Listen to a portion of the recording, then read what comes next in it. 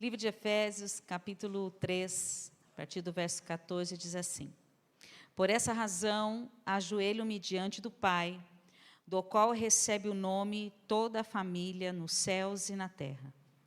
Oro para que as suas gloriosas riquezas, ele os fortaleça no íntimo do seu ser com poder, por meio do seu Espírito, para que Cristo habite no coração de vocês, mediante a fé. E oro para que, estando arraigados e alicerçados em amor, vocês possam, juntamente com todos os santos, compreender largura, comprimento, altura e profundidade, e conhecer o amor de Cristo, que excede todo conhecimento, para que vocês sejam cheios de toda a plenitude de Deus. Amém?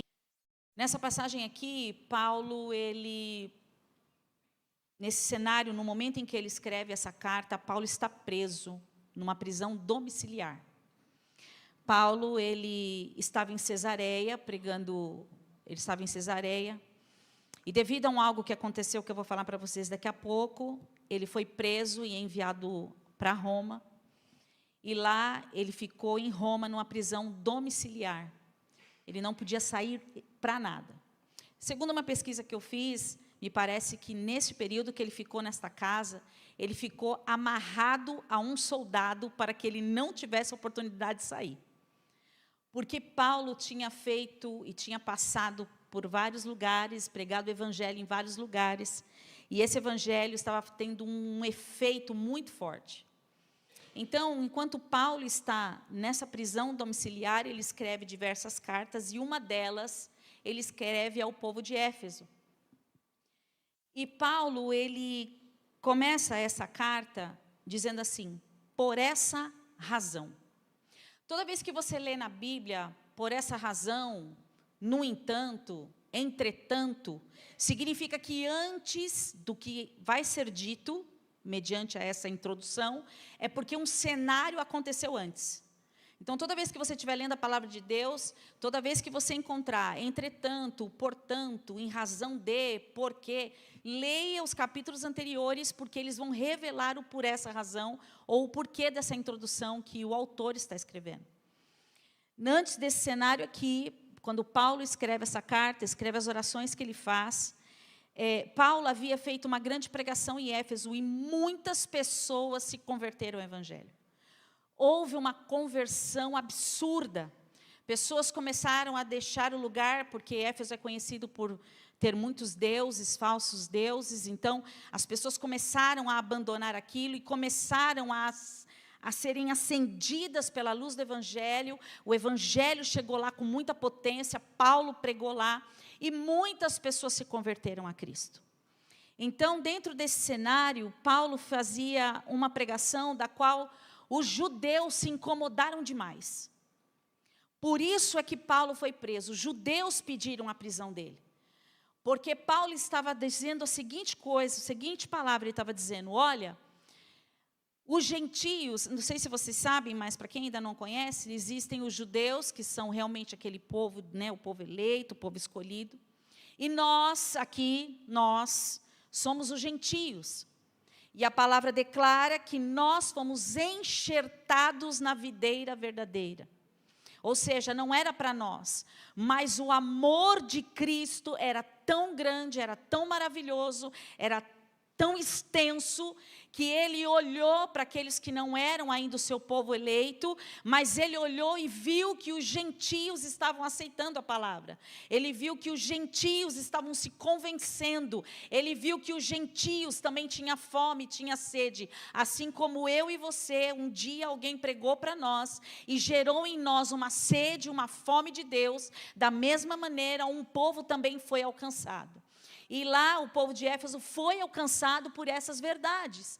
E o povo judeu ficou extremamente incomodado, porque Paulo estava dizendo: olha, o evangelho não é só para os judeus, mas o evangelho também é para os gentios. E Paulo estava dizendo o seguinte: olha, todo aquele que crê em Jesus como seu único e suficiente Salvador, todo aquele que entender que existe salvação por meio do sacrifício da cruz, se esse se aproximar e entregar o seu coração, o Senhor Senhor o aceita, o Senhor o quer, o Senhor o chama, e é através do sangue de Jesus que purifica de todo pecado, você será enxertado na videira verdadeira. E você sai da condição de estrangeiro e entra na condição de filho. Por isso, o povo ficou extremamente incomodado, os judeus ficaram extremamente incomodados. Então, eles pedem para que Paulo seja preso. Então, Paulo é preso em Cesareia e é conduzido para Roma, onde ele fica lá por um tempo, numa prisão domiciliar. Só que ninguém tem o poder de prender aquilo que explode dentro do teu coração. Ninguém tem o poder de prender a luz do Evangelho em você. Ninguém tem o poder de segurar a palavra que é para a vida eterna. Ninguém tem o poder de apagar, ou mexer, ou retirar aquilo que o Espírito Santo fez explodir dentro do teu coração. E Paulo estava tão cheio, Paulo estava tão feliz. Vou te mostrar na Bíblia, Paulo estava tão realizado por causa das coisas, das notícias que ele ouvia lá de Éfeso. Ele estava ouvindo muita notícia boa. Paulo, ele estava preso, mas ele estava preocupado com o pessoal de Éfeso, muito preocupado. Tanto que no verso 13, se você ler, um pouquinho antes está dizendo assim: portanto, peço-lhes que não desanimem por causa das minhas tribulações, porque tudo isso fiz em favor de vocês, pois elas são uma glória para vocês. O que Paulo está dizendo aqui? Não se preocupe, ó povo de Éfeso, porque eu estou preso aqui e pelas tribulações que eu estou vivendo, porque por dentro eu estou extremamente feliz, porque através da minha vida o Evangelho chegou até a vida de vocês, e eu estou satisfeito, porque eu fiz a obra, porque eu preguei, e por causa da minha vida entregue a Cristo, eu me entreguei para Ele, eu me doei para Ele, e Ele atua por meio da minha vida, e eu pude chegar até vocês, pregar o Evangelho, e fazer essa verdade chegar até vocês. Então não se preocupe, porque eu estou passando por essa leve e momentânea tribulação, porque ela é externa, porque dentro de mim há uma alegria, há um algo tão profundo, há um algo tão sobrenatural, que não me faz olhar para as minhas tribulações, muito pelo contrário, eu me alegro em Cristo Jesus, porque eu sei que um povo entendeu e aceitou Jesus como o único e suficiente Salvador, e isso para mim é motivo de gozo e alegria. Isso eu estou parafraseando, tá? Então Paulo, cheio dessa alegria, Paulo começa a escrever uma carta. E nessa carta, Paulo escreve a oração que ele faz por esse povo. E aí começa aqui: por essa razão. Ou seja, é o que eu acabei de te relatar. Por que por essa razão? Por qual motivo Paulo tinha sido preso? Paulo foi preso porque pregou a verdade do Evangelho. Paulo foi preso porque ele desconstruiu uma mentira. E ele disse para aquele povo: olha, se vocês se arrependerem, olha, se vocês entregarem sua vida, olha, se vocês aceitarem o sacrifício da cruz, vocês serão salvos pelo poder do sangue de Cristo. E aquele povo se deixou convencer, entendeu. E eles começaram a se entregar a Jesus. Tanto é que, se você voltar no capítulo 2, no verso 15, diz o seguinte: por essa razão, isso Paulo dizendo, tá? Por essa razão, desde que ouvi falar da fé que vocês têm no Senhor Jesus, e do amor que demonstram para com todos os santos. Então, Paulo estava recebendo notícia de Éfeso, mesmo estando dentro de um quarto fechado. Então, o Evangelho, queridos, que está dentro de você, ele não pode ficar represado. Ele precisa fluir, ele precisa sair, ele precisa alcançar pessoas, ele precisa contagiar pessoas. E mesmo você estando, independente de onde você estiver, como que às vezes sem abrir a boca o Evangelho vai fluir através de você?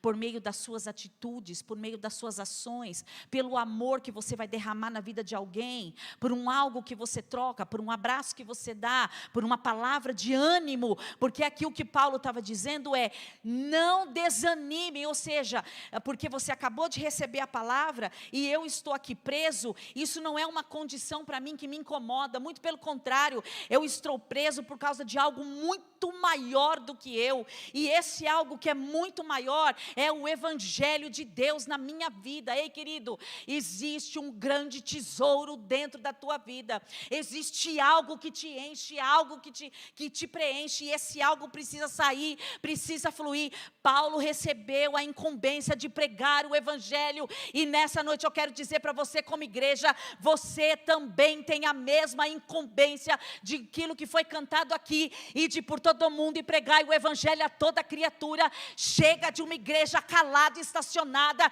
de um jovem calado e preso, de um velho calado e preso, de um adulto calado e preso. É tempo da igreja se levantar, como muitos de nós se levantaram, como grandes profetas se levantaram, não olharam para si mesmos, mas olharam para uma cruz real, uma cruz verdadeira, um Evangelho que precisava fluir e sair, e esse Evangelho está dentro da tua vida, e ele vai fluir como um rio de águas vivas, que vai jorrar na vida de muitas pessoas, vai jorrar dentro da tua casa, vai jorrar na tua família, vai jorrar nos teus filhos, e muitas pessoas irão saber que o Deus que você serve é um Deus de poder e transformação, por causa da verdade que você carrega, por causa da essência do que você carrega. Há um Evangelho que precisa fluir da igreja do Senhor. Tem um Evangelho que precisa fluir, precisa sair.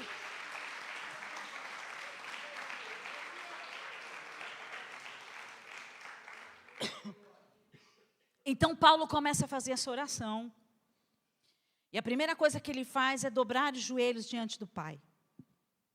Por que aqui ele não usa o termo diante de Deus e sim diante do Pai? Porque a partir do momento que os gentios foram enxertados na videira verdadeira por meio do amor de Cristo, Paulo entende que eles são uma família, são irmãos. Ele não vê mais, ele não olha mais as pessoas como gentios e judeus, não, ele não olha mais dessa forma. Ele olha todos como irmãos. Você já parou para pensar que às vezes nós somos afrontados ou até incomodados por pessoas lá de fora? E às vezes a gente fica, às vezes fugindo de alguém, às vezes a gente fica evitando pessoas. A gente fala, não vou andar junto, porque, nossa, muito chato, muito isso, muito aquilo. Mas você já parou para pensar que talvez essa pessoa está justamente do teu lado, porque o que está em você precisa cair sobre ela? E que talvez, por meio da sua vida, ela deixa de ser uma pessoa que te incomoda e passa a ser alguém que você vai amar e derramar o amor que está em você. Então não fuja das oportunidades que Deus te dá, independente da pessoa que é colocada no teu caminho. Porque Deus vai colocar pessoas no seu caminho, primeiro para provar a tua fé, depois para te amadurecer, e para ver se você está entendendo o que é o amor de Deus. Porque derramar o amor de Deus em cima de quem a gente gosta é muito fácil. Mas derramar o amor de Deus em quem está no nosso pé, mexendo no nosso calcanhar, né? Difícil. Mas são exatamente essas pessoas que vão te amadurecer na sua caminhada, vão amadurecer você na sua fé. Então Paulo, relatando lá na carta, ele diz, por essa razão, já expliquei a qual, dobro os meus joelhos, e do qual recebe o nome toda a família nos céus e na terra. Depois ele continua, oro para que com as suas gloriosas riquezas, ele os fortaleça no íntimo do seu ser com poder, por meio do Espírito Santo. Neste momento que Paulo está fazendo essa oração, Paulo está fazendo 3 petições a Deus. E ele escreve essas petições na carta para o pessoal de Éfeso. E uma das petições está exatamente nesse verso 16. E o que destaca esse verso 16 é, o que Paulo está pedindo? Fortalecimento interior com o poder do Espírito.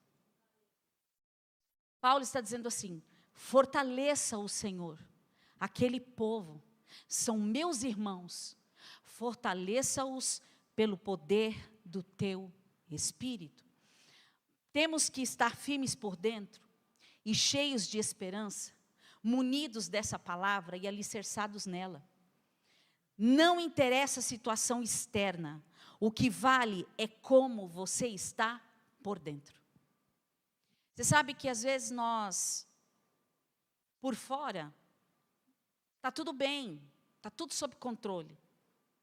Mas e por dentro? E o seu interior? Quando ele está dizendo assim, fortaleça-os no interior, porque dentro do nosso interior é que moram os nossos conflitos. Dentro do nosso interior é onde estão as nossas fraquezas. Dentro do interior é onde escondemos aquilo que nós queremos que as pessoas não vejam. Dentro do nosso interior é que estão as nossas batalhas. Dentro da nossa mente é onde estão as nossas guerras. Muitas vezes por fora somos cristãos, uau, cheio do poder, segura, opa, ei, oh, e aquela coisa toda. Mas por dentro, o Espírito Santo de Deus te conhece. E por dentro, Deus quer trabalhar para moldar e para te fortalecer, para que você exale de forma externa as verdades que são firmadas por dentro. Então Deus quer, e aqui quando Paulo pede, Senhor, os fortaleçam em seu exterior, no seu interior por meio do poder do Espírito, porque somente o Espírito Santo conhece você de verdade. Porque o Espírito Santo sabe as mazelas, as fraquezas, seus medos, suas dores, suas dúvidas, aquele que você tem medo de fracassar, os pensamentos conflitantes que você tem. Às vezes você se coloca em lugares que Deus não te colocou, às vezes você se inferioriza de uma forma que Deus não faz com você. Mas deixa eu te falar uma coisa, se você for incentivado interiormente e fortalecido pelo Espírito, todos os dias, a primeira coisa que Ele vai te lembrar é, você não está sozinho, eu estou com você, eu vou andar com você, eu vou fortalecer você, eu vou alimentar você, eu vou segurar você, eu vou fortalecer você, e todos os dias eu vou te ajudar. E Ele não faz isso, não quer, não que o Espírito Santo não revele o que está guardado aqui no teu secreto, não. Ele quer tratar, é dentro de você mesmo, e esse tratamento é entre você e Deus, é entre você e Cristo. Tem coisas, eu não sei você aqui, mas eu já passei por fases que eu não contei para ninguém.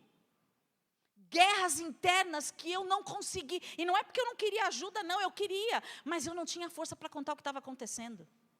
Outras pessoas têm vergonha de contar das guerras que estão travando. Outras falam, não, que se eu for falar para aquela pessoa que eu não estou orando, eu não estou jejuando, eu não estou fazendo nada, eu estou levando uma vida dupla, essa pessoa vai me apontar, essa pessoa vai me condenar. Não, querido, dentro dessa casa você está entre irmãos, amém? Amém. E como irmãos nós suportamos uns aos outros em amor. E se nós suportamos uns aos outros em amor, significa que o irmão que está à sua direita, o irmão que está à sua esquerda, ele pode contar com a tua sabedoria. Porque a sabedoria que você tem não vem de você, vem do Espírito Santo de Deus. Se é que você cultiva. Você cultiva? Você busca? Você ora? Só queria lhe informar que no céu tem uma legenda que faz tradução simultânea para Deus. E tudo o amém que você deu, Ele registrou e depois Ele vai conferir. É verdade. Sabia que tem uma agenda simultânea lá em cima? Conforme a gente fala, a legenda aparece lá. Ó, a Lau está dizendo que hora. Aí o Jesus assim fala, estou sabendo. Aí vai lá o relatório, ela diz que jejum, estou sabendo. São coisas que eu e você precisamos cultivar, queridos. E mais, quando ele diz isso, se por dentro você estiver cheio, nenhum fator externo te atrapalha. Se você dentro de si estiver completamente fortalecido do Espírito, se de verdade a sua vida ela é sujeita a Cristo, nada externo te tira do caminho. Nada externo te abala. Nada abala a sua estrutura, nada te tira do caminho. Por quê? Porque mesmo que o cenário pareça contrário do que você acha, dentro de você há alguém que te conhece, que te ama, e que se você pedir socorro, Ele não só se revela, mas Ele faz todas as coisas entrarem no devido lugar. Mas precisa ter o quê? Fortalecimento no Espírito. Deixar o Espírito de verdade trabalhar na sua vida. Então Paulo pede isso: Senhor, os fortaleça no Espírito. Depois Paulo faz um outro pedido. Está lá no 17. Para que Cristo habite no coração de vocês, mediante a fé, eu oro para que estejam arraigados e alicerçados em... Sabe o que está falando aqui? De profundidade. De uma unidade profunda como igreja. Porque Éfeso se tornou uma grande igreja. Porque as pessoas começaram a aceitar Jesus e elas começaram a se juntar. Elas começaram a se encontrar. E uma grande igreja foi aberta lá. Paulo, por muito tempo, pregou lá nas sinagogas, pregou na rua, ele pregava para mestres.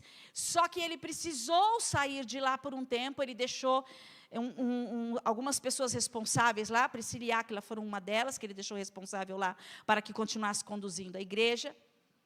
Só que Paulo continuava fazendo o quê? Mandando cartas de recomendação, fortalecendo eles na fé. Então está dizendo aqui, que vocês continuem arraigados e alicerçados em unidade. Então essa unidade, esse alicerce que ele está falando, é a unidade da igreja. Ele está dizendo assim, olha, fiquem alicerçados no amor de Deus que os une, fazendo que vocês vivam como igreja, derramando na vida de cada um, para que vocês venham a aprender uns com os outros. Nós temos que aprender que nós somos um corpo, amém? E o que eu sou é diferente do que o Herbert é, correto? Cada um de vocês tem o quê? Um talento. Cada um de vocês tem uma forma que Deus usa. Cada um de vocês tem uma forma que Deus impulsiona. E cada um completa o outro como igreja. O que um tem, eu não tenho. Mas o que Deus faz? Ele nos une como igreja. Para quê? Para que haja distribuição dos dons. E que essa distribuição seja para a glória de Deus, mas para aproveito da obra dele. Então, olha para o teu irmãozinho do lado e fala assim, que dom que você tem que você ainda não mostrou? Que dom que você tem? Eu ainda não vi. Que dom é esse? Que dom que você tem? Aí você faz aquela cara de espanto. Você ainda não sabe? Você ainda não sabe? Aí agora você olha para ele e fala assim, e você já tentou saber? Você já procurou? Você já orou a respeito? Não, mas não é para falar que essa vozinha mansa não, é para dar uma intimada nele. Dá uma intimada mesmo. Dá uma intimada nele, fala, ué, você tem esse dom aí e não me contou nada? Você tem o dom da sabedoria e não me falou? Você tem o dom da sabedoria e não me contou? Então o que Paulo queria era justamente isso. Olha o que ele diz. Para que Cristo habite no coração de vocês mediante a fé, oro para que sejam enraizados no amor de Cristo. Então o amor de Jesus precisa estar em nós como corpo. Olha o que ele fala em Romanos 12:5. Em Cristo, nós, que somos muitos... Dá um sinalzinho com a mão, somos muitos, amém, glória a Deus. Aí, vocês estão aí, que bom. Formamos um só corpo. E cada membro está ligado ao outro. Ou seja, se você ferir seu irmão, você está ferindo você mesmo. Se você não cuidar do seu irmão, você não está cuidando de você. Se você não está amando teu irmão, você não está amando o evangelho. Está entendendo? Se você não está amando seu irmão, você não está praticando o evangelho. Aí você vai dizer assim para mim, eu vou ter que amar esse azedume? E eu digo, vai não só ter que amar, como vai ter que convidar para tomar café, orar e jejuar por ele e ainda abençoar. É verdade. É verdade. Por quê? Porque nós somos uma família. E como família, nós precisamos cuidar uns dos outros em amor. Fala bonitinho essa palavra, em amor. Se eu não tenho, Jesus me dá. Nossa, o Jesus me dá foi forte. É verdade, queridos. Nós precisamos pedir a Jesus nos ensinar a amar. Confesso que muitas vezes eu não amei. E queria, mas era difícil. Mas Jesus me ensinou. E a gente ama o outro, independente dos defeitos que ele tem, porque a gente não olha para ele, a gente olha para o que ele tem. Está entendendo? Você não olha para ele, mas você olha o que ele carrega. E se o que ele carrega é igual ao que você carrega, um espírito testifica com o outro que somos misericórdia. Cadê a Bíblia? O espírito testifica com o outro que somos filhos de Deus, irmão. O espírito testifica. E nós derramamos sobre o outro e o outro derrama sobre nós. Então, qual é a maior essência do Evangelho? Eu derramo na pastora Andréia e a pastora Andréia derrama sobre mim. O que é esse derramar lá? Ó? É o amor de Cristo. É o Evangelho. É corrigir em amor. É segurar na mão para andar junto. É não deixar a pessoa sozinha. É sorrir para ela. É estender o braço para ela. É falar com ela. É cuidar dela. Diz assim para o teu irmão do lado: hoje eu tô assim, hein? Conta comigo. E já vi que não pode contar com ninguém. Tá ruim o negócio. Conta comigo. Glória. Aí vem o verso 18. Olha o que o verso 18 diz. Para que vocês possam, juntamente com todos os santos, quem são todos esses santos? Todas as pessoas que aceitaram Jesus como Salvador de suas vidas. Compreender a largura, o comprimento, a altura e a profundidade. Vamos lá. Profundidade. Aqui, Paulo está expressando em uma forma matemática, acho que eu posso dizer, uma forma matemática, a extensão do amor de Deus. E as dimensões que esse amor alcança. Presta atenção. Ele está dizendo assim, a profundidade. Eita, irmãos, se eu não me segurar aqui, vocês entram no manto junto. Vamos embora. Qual é essa profundidade? Jesus foi lá no inferno e tomou a chave de lá. Ele foi tão profundo, que ele foi lá na sepultura. E ele disse assim, ninguém é teu, todos são meus. E ele foi lá no inferno, ele tomou a chave da morte. Então ele foi lá na profundidade. Onde está essa altura? Aí ele pega lá da profundidade, de onde não tem nada, está tudo escuro. Só tem morte, só tem dor. Um dia nós estávamos lá no lamaçal do pecado, lembra? Fazíamos tanta porcaria. Aí Jesus fez o quê? Foi lá onde a gente estava. Te achou lá no ralabucho, no pé solto, no pé não sei aonde. É, te achou lá, te achou. Ele te achou, querido. Ele te achou. E o que ele fez com você? Ele te chacoalhou. Então ele foi lá onde tu estava. Estava lá na viela, né? Lá nas coisinhas, lá nos lugarzinhos escuros, que não era para estar. E aí onde que ele foi? Ele foi lá e catou a chave que te estacionava, ele catou a sua condição de morte e ele tira com poder de governo. Essa é a profundidade. É para ele, é para ele. É para ele. É para ele. Aí ele pega da profundidade. Oh, glória. Aí ele pega, querido, o que era para sua morte, para sua derrota, o que era para desestruturar você, o que era para matar você, o que era para roubar você, ele arranca. Aí o que ele faz? Ele estende a mão para o alto e ele sobe com poder e grande glória. Aí nessa que ele sobe, ele assume a posição de governo. Ele pega e encurta a dimensão do céu e da terra. E ele abre espaço para nós acessarmos o trono da glória de Deus.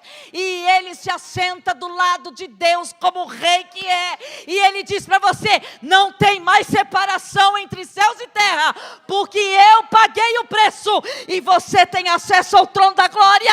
E a hora que você chamar, Jesus vai te ouvir, Deus vai te ouvir, e não haverá divisão, porque Ele venceu e reina e reinará para toda a eternidade, porque Ele é, só Ele é.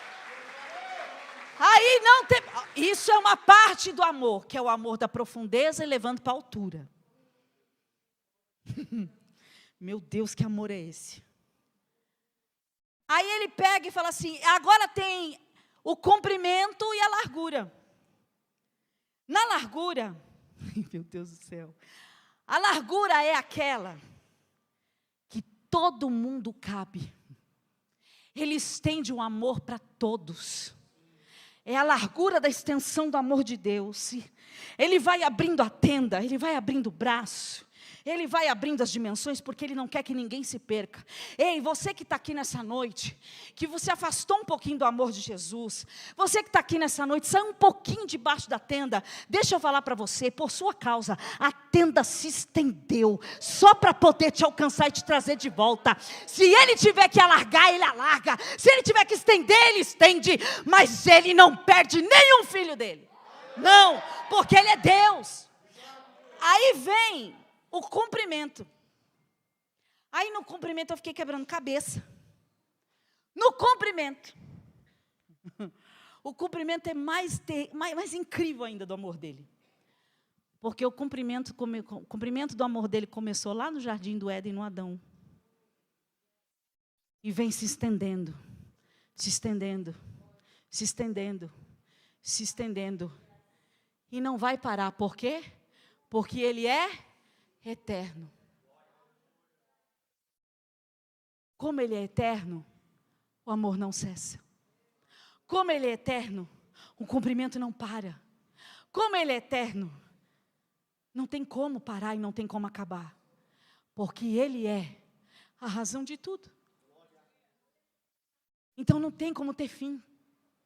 Então esse é o tamanho do amor do teu Deus para você. Se você viver 80 anos aqui na terra, 80 anos Ele vai seguir te amando. Para depois pegar você, sentar com você lá na mesa, na ceia do Senhor, irmão. Eu não vejo a hora dessa festa. E eu vou querer um lugar bacana. Já falei para Jesus, prepara. Já falei, eu quero as minhas vizinhas, eu quero minhas amigas. Eu vou lá na casinha da Larissa. Passa uma xicrinha de açúcar para mim? Vou lá, irmão, vamos estar todo mundo junto. Vamos estar todo mundo comemorando, todo mundo sentado lá junto com Jesus, ceando e se alegrando e dizendo todo dia que Ele é santo, que Ele é santo, que Ele é santo, que Ele é santo, que Ele é santo, que Ele é santo. Meu irmão, você tem noção? Você pode dizer isso? Que Ele é santo, porque é o que você vai cantar quando você estiver lá. Ele é santo, Ele é santo, Ele é santo, porque é isso que nós vamos dizer dia e noite, noite e dia, que Ele é santo. Então esse é o segundo pedido. E aí vem o terceiro, lá no verso 19. Depois que ele revela largura, profundidade, comprimento e altura do seu amor. E isso tudo aqui de relato de amor, está fervendo no coração de Paulo. Só que detalhe, Paulo está preso. Se é uma pessoa que não está cheia do Espírito Santo, ele preso, ele ia estar o quê? Né? Todo igual a gente, reclamando, reclama demais. Jesus, ajuda a gente. Estou presa aqui. Imagine Paulo, que era uma pessoa que não sabia ficar quieto. Você olha para Paulo, primeiro ele está em Éfeso, daqui a pouco ele está em Filipenses, daqui a pouco ele está no céu. O cara não para. Aí está preso num lugar que ele não pode sair. Você consegue se imaginar preso num lugar que você não pode sair? Você ia ficar estressado, não ia ficar estressado? Por que Paulo fica alegre? Oxe, não dá para entender não, porque isso aqui, só quem escreve isso, é uma pessoa que está cheia do Espírito Santo, cheia de alegria, cheia de convicção. E aqui Paulo escreve tudo isso porque o coração dele está cheio de convicção. E aí ele continua no verso 19. E conhecer o amor de Cristo que excede todo conhecimento, para que vocês sejam cheios de toda a plenitude de Deus. Precisamos não apenas compreender as medidas, porque isso já foi revelado pela palavra. Compreensão já foi revelado pela palavra. O que nós precisamos agora é ser cheios. Aí ele complementa aqui, ó.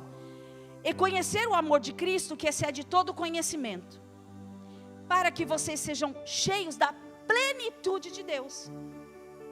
Para eu ser cheio da plenitude, eu preciso me aprofundar em Jesus. Para eu viver a plenitude do Espírito, eu preciso ser cheia dele, porque é cheia dele que eu vou receber as revelações que vêm por meio da palavra. Se eu não tenho uma vida cheia, se eu não tenho uma vida ímpar, se eu não tenho uma vida separada, e se eu não tenho uma vida de busca, eu nunca vou saber as revelações espirituais desse livro. Por isso que eu quero incentivá-los a ter muita fome e muita sede da palavra, porque ela é e sempre será aquilo que vai te aproximar de Deus e na profundidade que Ele quer que você vá. Mas precisa ser isso aqui, queridos. E eu tenho certeza, vou me arriscar, e todos esses jovens que passaram pelo retiro entenderam isso. Só que só passar pelo retiro gerou o quê? A compreende, mas agora precisa do quê? Da profundidade. E essa profundidade, ela é individual. É aquilo que você cultiva no seu secreto entre você e Cristo. É aquilo que você gera. Lembra que eu preguei aqui um tempo atrás sobre a mulher da botija de azeite? O que ela fazia? Ela provocava o ambiente para poder gerar milagre. Se eu não provocar o ambiente, se eu não provocar a situação, se eu não gerar um lugar para Deus habitar, Ele vai para onde? Querido, com todo o carinho que eu tenho no mundo pela tua vida, se você não fizer isso por obediência, se você não fizer isso por entender que você precisa, que é uma necessidade, você está andando na míngua. Porque para esse evangelho que Paulo está dizendo aqui, esse evangelho foi transferido de um para o outro, de um para o outro, de um para o outro, de um para o outro. Ou, você está transferindo? Você está transferindo? Você está transferindo? Ou você está represando tudo em você? Você está transferindo? Está transferindo? Está transferindo? Está derramando em alguém? Deixa eu falar para você, os profetas, os apóstolos já fizeram o seu papel. Agora é a nossa vez. Agora é a nossa vez. Nós como igreja, nós como filhos do Deus vivo. E Paulo está dizendo aqui, não se preocupem com as prisões que virão. Porque você vai estar tão cheio que nenhum fator externo vai te parar. Então, que tenhamos fome, que tenhamos sede, que venhamos a desejar esse tempo. O Senhor fez uma afirmação: eis que vos dou poder. Eis que vos dou poder. Não é poder para você matar alguém, não é poder para você fuzilar alguém, não é esse tipo de poder. É poder para você lutar contra o pecado. É poder, olha o que diz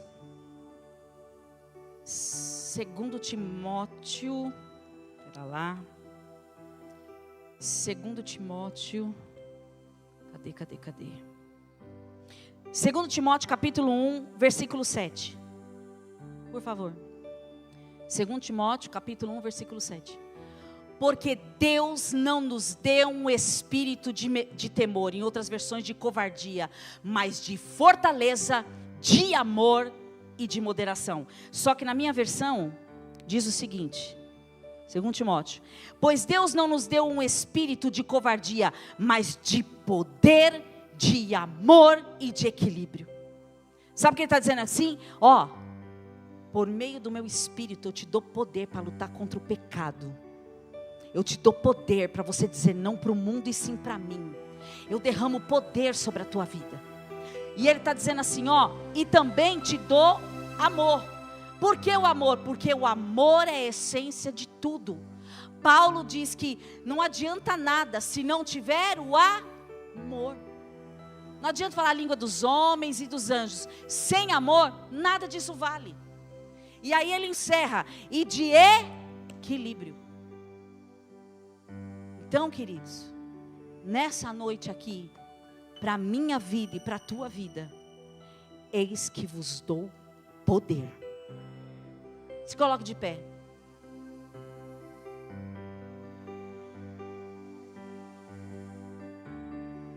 Nesses 3 pedidos que Paulo faz, Paulo está fortalecendo a igreja do Senhor.